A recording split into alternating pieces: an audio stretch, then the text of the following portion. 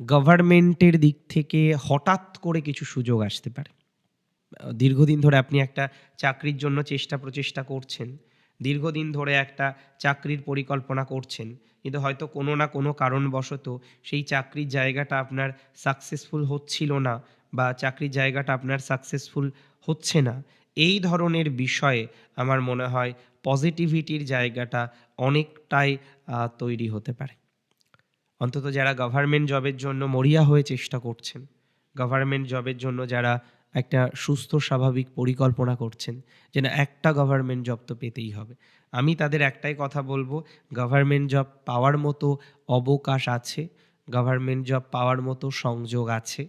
অনেকেই হয়তো ভালো সুস্থ স্বাভাবিক গভর্নমেন্ট জব পেতে পারেন বা পাওয়ার মতো একটা ভালো কম্বিনেশন আমরা এক্সপেক্ট করতে পারছি। তাহলে গভর্নমেন্ট জব পাওয়ার ক্ষেত্রে, সরকারি চাকরি পাওয়ার ক্ষেত্রে হয়তো আর আশা নেই।